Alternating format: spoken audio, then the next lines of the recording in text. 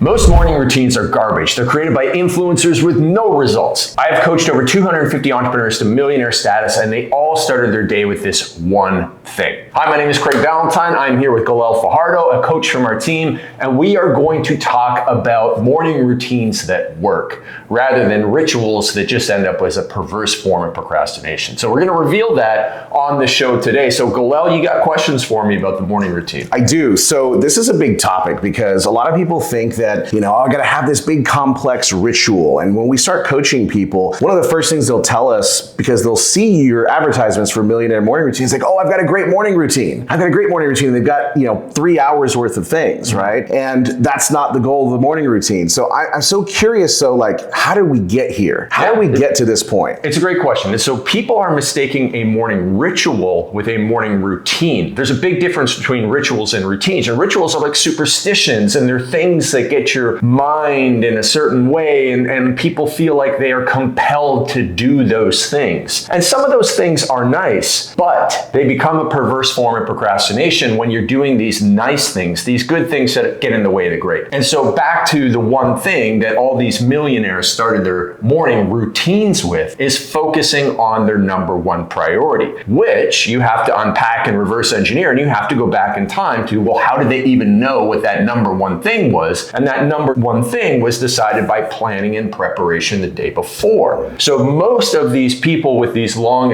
elaborate morning rituals put all of their time and effort into planning the ritual. They got their workout clothes and their cold plunge clothes, and then their green tea and green smoothie clothes, and they got all this stuff, and it's all prepared, and it's this elaborate ritual. But research shows you have the greatest discipline, willpower, and intention when you wake up first thing in the morning. And if you're putting that into that stuff, or worse, when you put it into figuring out what you're going to do for the day, like most people make their to-do list, then you're in a whole lot of trouble. So I have this extra routine that must happen the day before in order for someone to dominate their morning. And that's the 3-step planning and process that we talk about in the Perfect Day Formula. So when does that happen for you? Can you walk us through what that looks like? Yeah, that's a great question. And so I am so dialed in with my preparation that I am months ahead of knowing what my days are gonna look like. So I'm kind of like an outlier on this, but you could ask me, if we were recording this in March and you said, what are you doing on August 13th in the afternoon? I could tell you, because my days almost always look the same. They're uniform because they're very structured in my daily routine so that I have freedom at night with my family, on the weekends with my family, and most Wednesdays I take off with my family so that I'm able to be free in that time, but I'm very structured in my days. So going back to what's the regular person supposed to do? What's the entrepreneur, the ambitious entrepreneur supposed to do in that planning and preparation? When should you do it? And it doesn't really matter when you do it, is between 12 p.m. and I'd say about 7 or 8 p.m.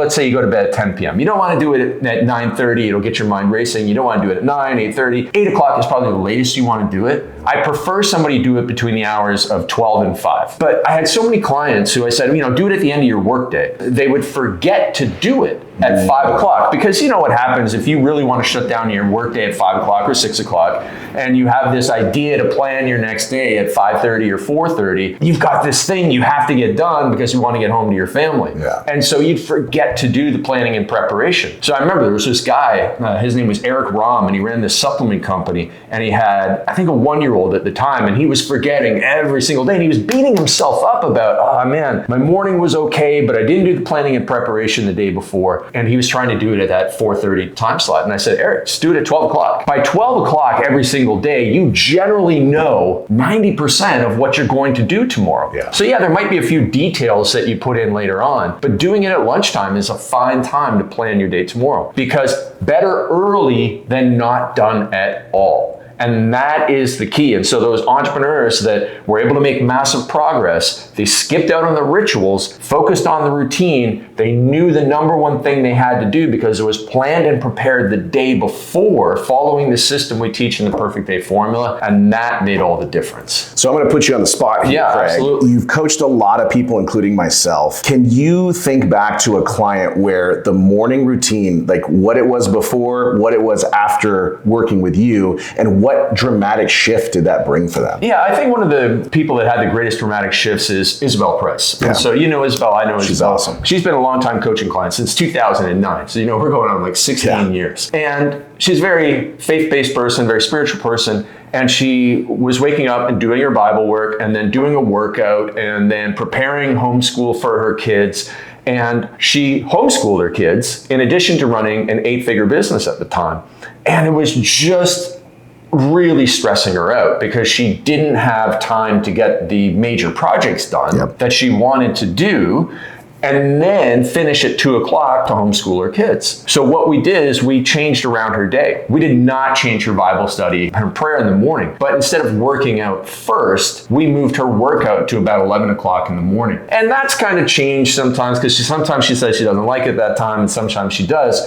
But by opening up that 5 a.m. workspace for her, it allowed her to have dramatic improvements in her workflow. She, like me, and like most, I would say 80 to 90% of entrepreneurs, are going to be more productive early in the morning. And early in the morning for you might be 7, 8 o'clock. For her, it was 5 o'clock. And she had that magic time. And that magic time allowed her to be 3 to 5 times more productive than if she was trying to do that work at 11 o'clock or 12 o'clock when she was under the gun to get it done. So she had to go in and do the homeschool work. And so she was stressed at that time, but not stressed in the morning.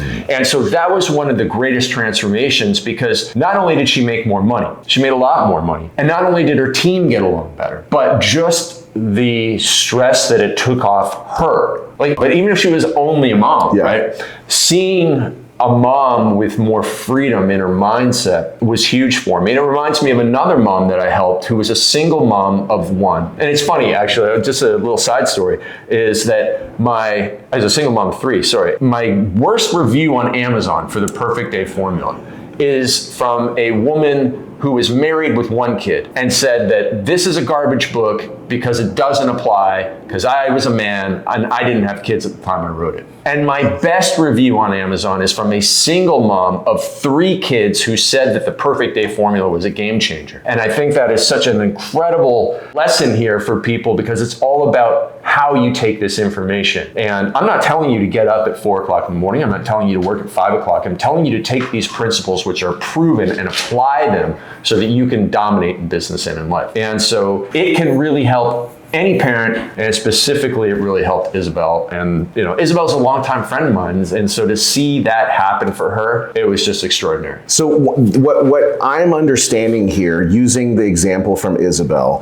is that just because Craig does his morning routine a certain way, where I think you get up at 3:47 without an alarm most days, it's right? 3:54. 3:54. Okay, so today was 3:54. But a lot of people will look at, this is how Craig does it. This is how Daniel Woodrum does it. This is how Galel Fajardo does it. That's how I have to do it. Are you giving us permission to be flexible for what makes sense for our lifestyle? I'm giving you permission to make the right decision for your right life right now and always. And that's the key. And you figure out what is right for you based on self-reflection, introspection. So it's very important to do time journals. It's very important to do food journals for figuring out your nutrition and your energy. And you don't have to do this forever. You just have to do a little bit of self-reflection, introspection to see, oh, these things work, these things don't. Do more of what works and less of what doesn't. But the principles, the foundational principles, they work. And then you just choose the specificity. If you're going to get up at 6:39 a.m. every day because that's the magic time for you, then boom, you do it. And that's the way that you will design your life for success. Just like those 250 entrepreneurs, the number one thing they did is they knew what they had to work on first thing in the morning from the planning the night before, and they knew exactly what time to get up and when their morning was. And for some of my clients, especially the young guys, their morning started at 10 a.m., but they still got up at 10 a.m. and dominated, and then they had the freedom to do whatever else they wanted. So if someone's listening to us today, watching us today, and they want to start tomorrow with a new morning routine, what would be the first small practical step that they should take to have a winning morning routine? Get up 10 minutes earlier. That's it. I don't want you to join the 5 a.m. club if you're getting up at 7. I think that's a horrible idea. I think the 5 a.m. club is a bad idea for a lot of people. But if you get up 10 minutes earlier than everybody else in the house, 10 minutes earlier than you normally do, that 10 minutes of you getting ahead of everything else in the day, in the world, in your house, man, you just start off from a place of peace rather than starting off from a place of,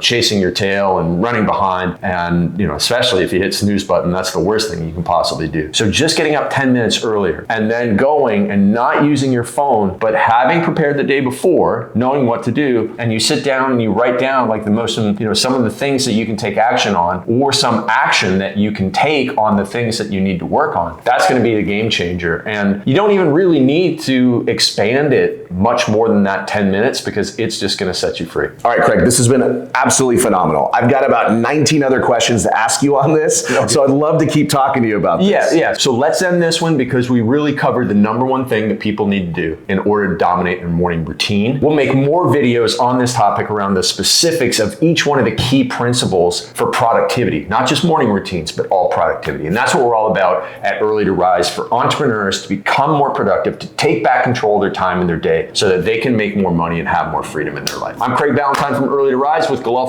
and we'll be back very soon.